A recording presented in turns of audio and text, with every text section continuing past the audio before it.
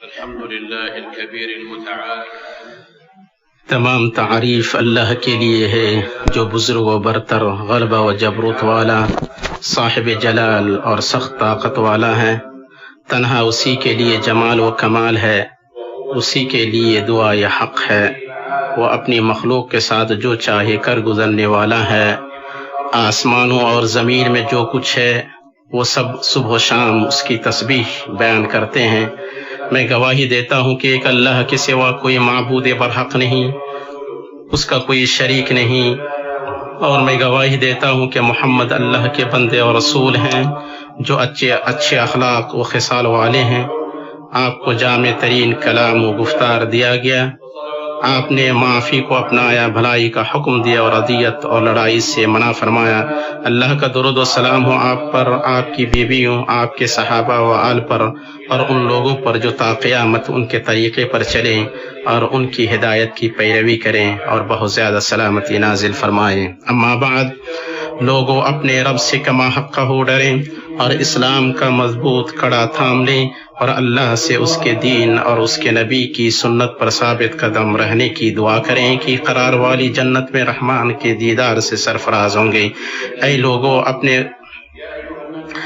لوگوں اپنے اس رب کی عبادت کرو جس نے تمہیں اور تم سے پہلے کے لوگوں کو پیدا کیا، یہی تمہارا بچاؤ ہے۔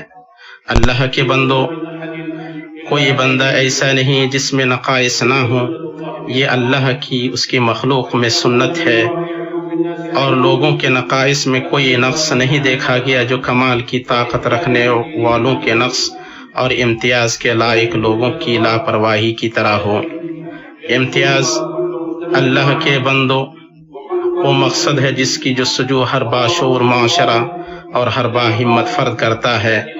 یہ ان مقاصد میں سے ایک نمایاں مقصد ہے جن کی جڑیں اسلام نے پختہ کی ہیں اور ان پر زور دیا ہے اور بتایا کہ چیزوں میں ان کی کیفیت اور امتیاز کا اعتبار ہے، نہ کہ ان کی کمیت و ذرات کا۔ اللہ نے فرمایا تاکہ تمہیں آزمائے کہ تم میں سے اچھے کام کون کرتا ہے۔ اس نے یہ نہیں کہا کہ زیادہ کام کون کرتا ہے، کیونکہ حقیقت کا اعتبار ہے نہ کہ شکل کا، اور پرانی کہاوت ہے جھاگ کے نیچے صاف خالص دودھ ہے۔ امتیاز اللہ کے بندو یہ نہ کوئی تکلف ہے، نہ نفس کا طاقت سے زیادہ بوجھ اٹھانا ہے، بلکہ امتیاز تو اس نفس کے لیے ہمت کو مہمیز دینا اور کوشش صرف کرنا ہے جو امتیاز کے اسباب کا مالک ہو اور اس کے پاس اس امتیاز کے مقام تک پہنچنے کی ہمت ہو جس سے بندہ اس مقصد کو پانے کے لیے بیش بہا اور قیمتی چیز خرچ کرنے پر آمادہ ہو جائے۔ لوگوں میں کوئی فرد نہیں مگر اس کے اندر امتیاز کی کوئی خوبی پوشیدہ ہے، ہاں البتہ اسے ظاہر کرنے اور اس سے غافل رہنے اور اس بات میں وہ ایک دوسرے سے مختلف ہوتے ہیں کہ آیا ان کے لیے ہونہاروں کی دیکھ ریکھ کے مراکز متوفر ہیں یا نہیں، اور صاحب امتیاز کو صلہ دینے کا اصول پایا جاتا ہے یا نہیں۔ جیسے سزا آدمی کو اس چیز سے روکنے والی ہے جو اس کے لیے قبیح ہو، ویسے ہی صلہ بھی آدمی کے سامنے امتیاز کی ہمت کو مہمیز دینے کا بہترین محرک ہے۔ اور اللہ نے انسان کو بے عیب عقل اور صحت مند جسم کے ذریعے صرف اس لیے امتیاز بخشا ہے کہ وہ ان دونوں سے امتیاز کی پوشیدہ خوبی کو دو آتشہ کرے۔ لوگ نہ ذہنی، نہ جسمانی اور نہ معاشی درجے میں برابر ہیں، مگر ان کے اس فرق کے باوجود ہر فرد کو اس چیز میں امتیاز حاصل ہے جسے اللہ نے اس کے لیے میسر کیا ہے۔ کسان ڈاکٹر جیسا نہیں، مگر ان دونوں میں سے ہر ایک کو اپنے اپنے پیشہ میں امتیاز حاصل ہے۔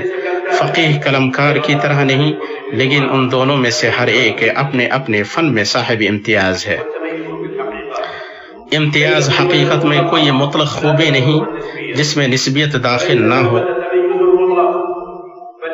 کوئی مطلق امتیاز نہیں ہوتا ہے، بلکہ ہر ایک کو اپنا شائع نشان امتیاز حاصل ہے، اور کوئی فرد ایسا نہیں جس کی صفت کمال تام ہو۔ جس چیز کو پورا حاصل نہیں کیا جا سکتا ہے اس سے پورا چھوڑا نہیں جاتا، اور صاحب امتیاز کا پہنچنا دیر ہی صحیح اس بات سے بہتر ہے کہ کبھی نہ پہنچے۔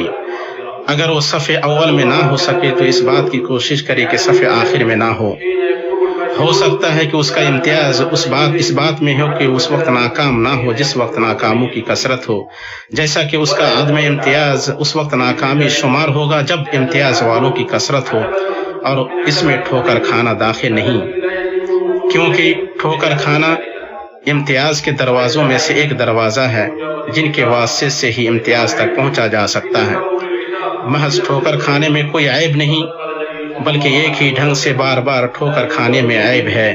نبی صلی اللہ علیہ وسلم نے فرمایا، مومن ایک سوراخ سے دوبارہ ڈسا نہیں جاتا ہے، بخاری و مسلم۔ ہاں، مگر آدمی کو چاہیے کہ اپنی ہمت بلند رکھے اور اپنے امتیاز کی کوئی حد مقرر نہ کرے، کیونکہ بلند ہمت جب مطلوب اعزاز کے حصول کے لیے کود پڑتی ہے تو ستاروں سے کم تر چیز پر قناعت نہیں کرتی ہے۔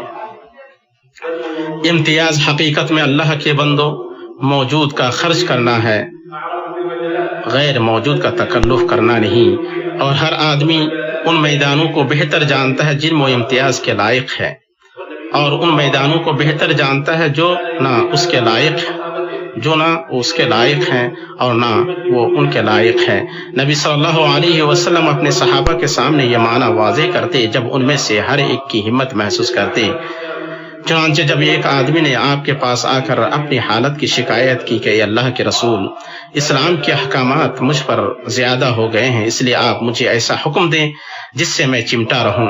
آپ صلی اللہ علیہ وسلم نے فرمایا، تمہاری زبان اللہ کے ذکر سے ہمیشہ تر رہے۔ اسے ترمذی نے روایت کیا ہے۔ اور ابو ذر رضی اللہ تعالی عنہ کہتے ہیں، میں نے عرض کیا، اے اللہ کے رسول، کیا آپ مجھے کسی ذمہ داری پر نہیں لگائیں گے؟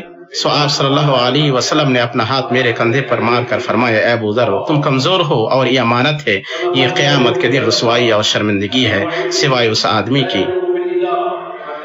آدمی کے جو اسے اس کے حق کے ساتھ لیا اور اس میں اپنی ذمہ داری کو ادا کرے۔ اسے مسلم نے روایت کیا ہے۔ اس کا مفہوم ہے اللہ کے بندو یہ ہے کہ کمزور آدمی انتظامی امور میں امتیاز کے مقام تک نہیں پہنچ سکتا ہے، کیونکہ ان میں ایسی قوت کی ضرورت ہوتی ہے جو چیلنجوں کے سامنے کھڑی رہ سکے اور رکاوٹوں کو رام کرنے میں بہتر تصرف کر سکے۔ انتظامی امتیاز تمنا کا نام نہیں اور نہ مجوزہ سوچ کی خوبصورتی کا نام ہے، بلکہ امتیاز اس سوچ میں ہوتا ہے جو عرض واقع پر صاحب سوچ کی قوت سے حقوق پذیر ہو سکے، اور جس کے پاس جو چیز نہیں وہ اسے نہیں دے سکتا ہے۔ عقل مند آدمی اپنے آپ کو اس چیز کے لیے مجبور نہیں کرتا ہے جو اس کی طبیعت اور ان مشغلوں کے منافی ہو جنہیں وہ اچھی طرح جانتا اور کر سکتا ہے، کیونکہ وہ اس وقت بہتر کرنے سے زیادہ برا کرے گا جس وقت اس سے صرف پختگی قبول کی جائے گی۔ اصل میں ہے یقین اللہ پسند فرماتا ہے کہ جب تم میں سے ایک کوئی کام کرے تو اسے پختگی کے ساتھ کرے۔ پختگی کے ساتھ کرنا امتیاز میں سے ہے اور امتیاز کے ذریعے آگے بڑھا جاتا ہے۔ مسلم باتوں میں سے یہ ہے کہ امتیاز کے بغیر کوئی تہذیب نہیں اور امتیاز ہی ایجادات کا بنیادی رکن ہے۔ ہمارے سلف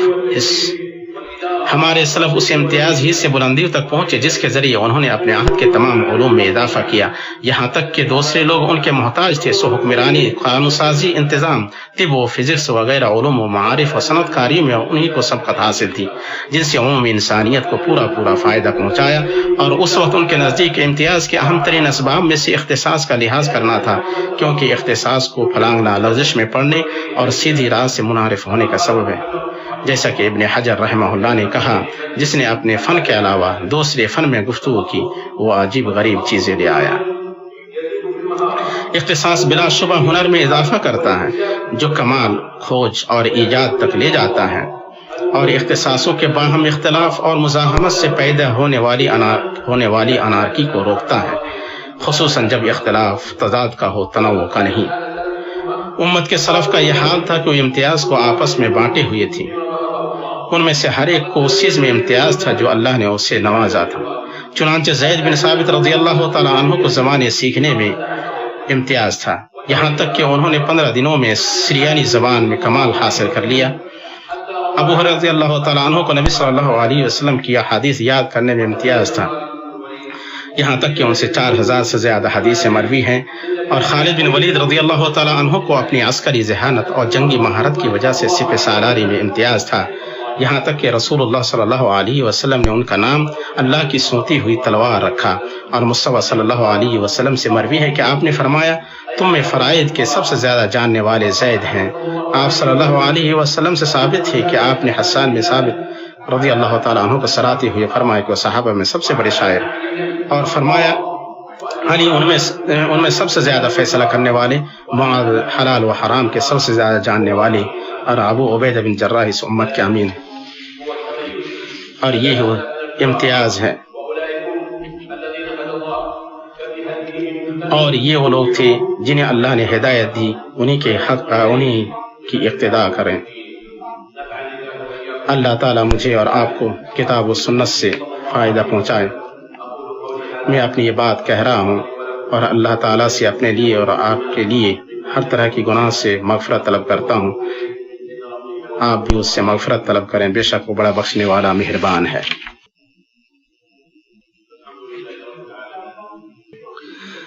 ہر طرح کی تعریف اللہ رب العالمین کے لیے ہے، اور درود و سلام ہو سب سے معزز نبی و رسول پر۔ اما بعد، سب سے بہتر کلام اللہ کا کلام ہے، اور سب سے بہتر طریقہ محمد صلی اللہ علیہ وسلم کا طریقہ ہے۔ سب سے بری چیز دین میں نئی چیز ہے، ہر نئی چیز بدعت ہے، اور ہر بدعت گمراہی ہے۔ آپ سب مسلمانوں کی جماعت کو لازم پکڑیں، اللہ کا ہاتھ جماعت پر ہے، اور جو ان سے الگ ہوا وہ آگ میں گرا۔ پھر آپ جان لیں اللہ آپ پر رحم فرمائے کہ آدمی جتنا بھی صاحب امتیاز و مہارت ہو، کمال تنہا اللہ کے لیے ہے، اور عصمت اس کے نبی صلی اللہ علیہ وسلم کے لیے ہے۔ امتیاز میں اعتدال، درستگی اور میانہ روی پر چلنا، اس کا پکا ہوا پھل مرجھانے سے پہلے توڑنا، اور امت کے پرچم کو دوسری قوموں کے سامنے بلند کرنے کا شرف حاصل کرنا ہے۔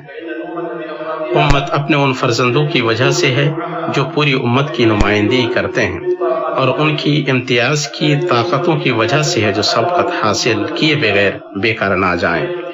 اسی طرح یہ بھی جاننا چاہیے کہ امتیاز کا مطلب مذموم تکلف و تصنع نہیں۔ اس لیے عقل مندی میں سے یہ ہے کہ بندہ اپنی قدر پہچانے اور اپنی اسی حالت پر رہے جس پر اللہ نے اسے پیدا کیا ہے، اور لوگ اسے ویسے ہی دیکھیں جیسے اس کے بارے میں جانتے ہیں۔ ان کے لیے امتیاز کا تصنع نہ کریں، کیونکہ کچھ لوگوں نے امتیاز کو اس کی غیر مناسب جگہوں میں ڈھونڈا تو ناکامی کا شکار ہوئے۔ کتنے لوگ ایسے ہیں جنہوں نے دوسروں کی چال کا تکلف کیا اور وہ اس میں امتیاز حاصل نہ کر سکی اور نہ اس چال پر قائم رہ سکی جس پر اللہ نے انہیں پیدا کیا ہے۔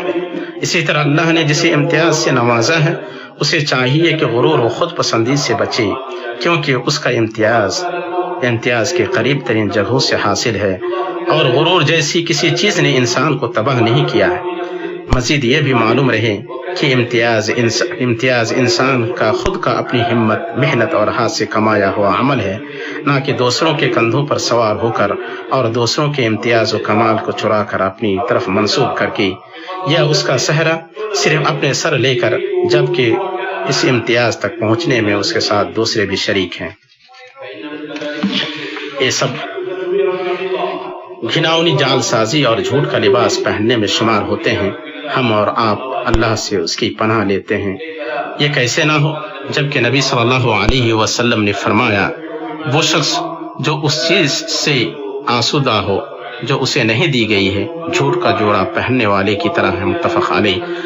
کناشیار باشعور مسلمان وہ ہے جو اہل امتیاز میں سے نہ ہونے کے باوجود اہل امتیاز کو ان کے امتیاز پر مدد کرنے میں بخل نہ کرے، تاکہ ان کی عمارت میں یہ کارگر اینٹ ثابت ہو۔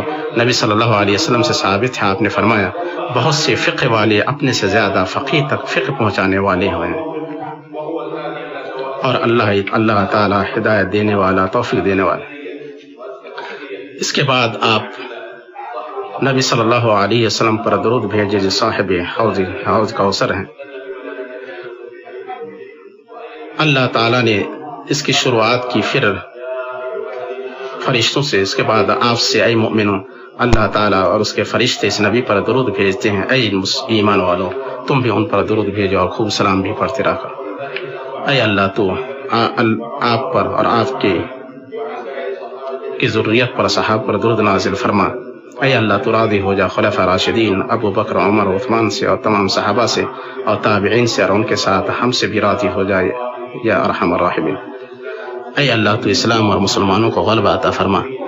اے اللہ، تو اسلام اور مسلمانوں کو غلبہ عطا فرما۔ اے اللہ تو شرک اور مشرکین کو ذلیل و رسوا کر. اے اللہ تو اپنی کتاب کی، اپنے نبی کی سنت کی مدد فرما اور اپنے مومن بندوں کی مدد فرما. اے اللہ تو کمزوروں کی مدد فرما، قرض داروں کا قرض ادا کر دے. اے اللہ ہر جگہ مسلمانوں کے حالات سدھار دے. اے اللہ تو ہر جگہ مسلمانوں کے حالات سدھار دے. اے اللہ ان لوگوں کی مدد فرما جو اپنے دین میں کمزور ہیں، ستائے گئے ہیں. اے اللہ تو ہمارے حکمرانوں کو توفیق عطا فرما. اے اللہ تو ہماری سربراہیوں لوگوں میں دے جو تجھ سے ڈرے. اے اللہ تو ہمارے حکمران کو اچھے کام کی توفیق عطا فرما. اے اللہ تو ہمارے حکمران کو توفیق عطا فرما، ان کے ولی عہد کو توفیق عطا فرما. اے اللہ تیرے سوا کوئی معبود نہیں، ہم پر بارش نازل فرما اور ہمیں نا امیدوں میں سے نہ بنا. اے اللہ تیرے سوا کوئی معبود نہیں، تو بے نیاز ہے، ہم تیرے محتاج ہیں، ہم پر بارش نازل فرما. اے اللہ تو تیرے پاس جو بھلائی ہے اس سے ہمیں محروم نہ کر. یا حی یا قیوم. اے اللہ ہم تیری مخلوقات میں سے ایک مخلوق ہیں، ہمارے جو گناہ ہیں اس کی پاداش میں تو اپنی نعمت سے ہمیں محروم نہ کر.